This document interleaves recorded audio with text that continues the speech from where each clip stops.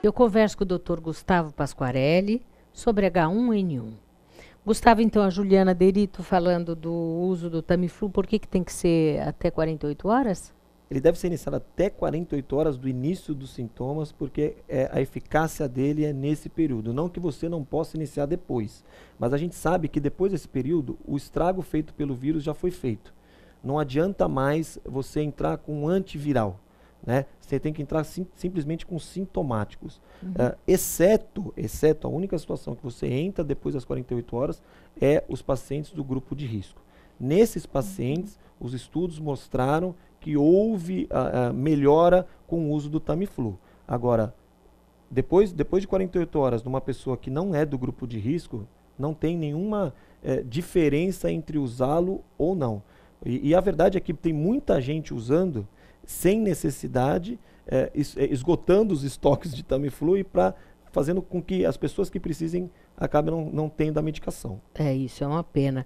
Agora, a Mona Lisa Ferrier pergunta que quem teve uma vez e tratou com Tamiflu, se pega novamente. Ela pode pegar de novo, independente de ter tratado ou não com Tamiflu.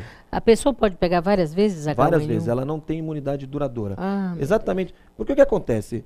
Esse vírus é um vírus que ele vem fazendo uma onda no mundo. Ele faz uma onda. Ele começa no hemisfério norte e vem para o hemisfério sul. Quando acaba aqui no hemisfério sul, ele volta para o hemisfério norte. Acaba no hemisfério norte, ele começa no hemisfério sul. Ele nunca para. É uma doença que tem os 12 meses do ano, 365 dias do ano.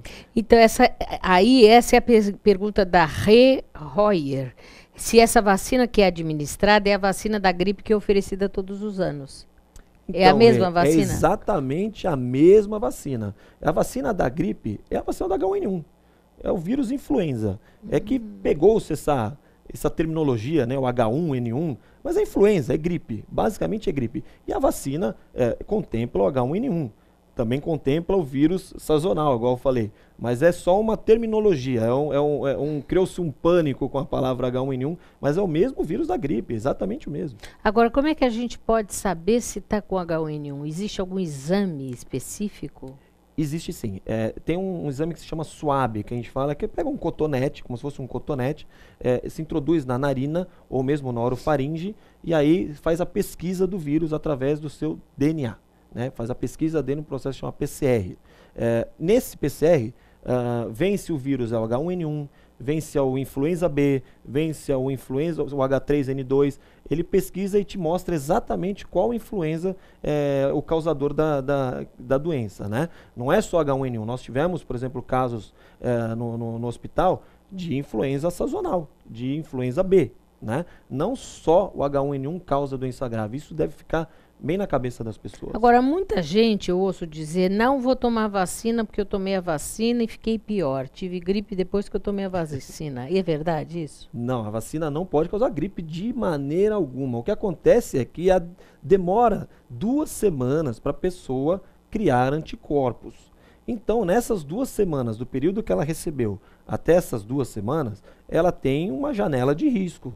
Nesse período ela pode pegar gripe. A vacina não protege imediatamente. O organismo precisa criar anticorpo. Esse período é de 2 semanas. Então, nesse período, a pessoa está suscetível. Agora, quais são as prevenções, né? O que a pessoa pode fazer para se cuidar? É uma medida extremamente cara, difícil de se realizar, que é lavar as mãos. Só isso. Lavar as mãos. As pessoas não têm esse hábito, né, de lavar as mãos quando tem contato com qualquer superfície, principalmente pública. As pessoas vão em ônibus, vão em metrô, vão em supermercado, colocam a mão em carrinho e não lavam as mãos após isso. E principalmente não só não lavam as mãos, quando levam as suas mãos às mucosas, como olho, nariz, boca, e é aí que se transmite. Lavando a mão, tomando a vacina, controlando a doença de base. Uma outra coisa que a gente tem que falar é o estresse que acontece. Muita gente dorme pouco, tem crise nacional, e as pessoas estão estressadas. O estresse reduz a imunidade. Então, se a pessoa tiver um sono adequado, ela também se protege contra qualquer tipo de doença infecciosa. Beber líquido. muito Água, líquido, se hidratar água. bastante, usar álcool gel sempre que possível, né? Ter o hábito de usar álcool gel, de lavar as mãos e passar álcool gel. Você tem uma proteção muito boa com isso.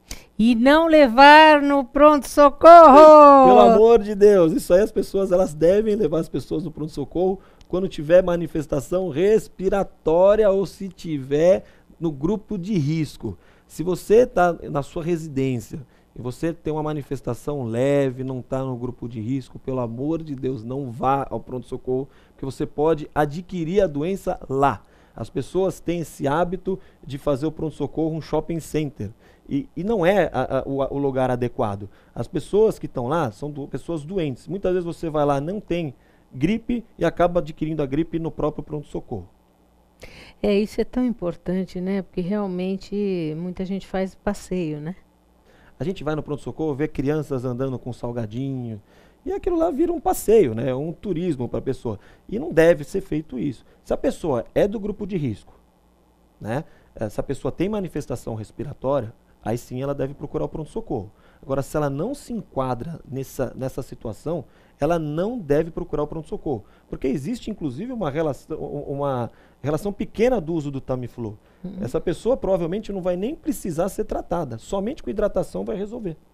Dica final para o nosso telespectador. Lavar as mãos. Lavar as mãos, vacinar, ter um bom sono, uma boa alimentação, ter o hábito de sempre que, para você que pega transporte coletivo, supermercado, né, todo mundo faz isso, pega, lava as mãos e nunca coloque em mucosa depois que você tiver contato com qualquer superfície de uso público. Você vai reduzir drasticamente a sua chance de adquirir o influenza, e não só a influenza, como outras doenças infecciosas. Muito obrigado, dicas valiosas. Até uma próxima vez. Obrigada, Gustavo. Obrigado, Mônica, pelo convite. E você, não deixe de acessar meu site, que está repaginado, está muito legal. www.programaartedeviver.com.br. Até o próximo Arte de Viver. Tchau, tchau.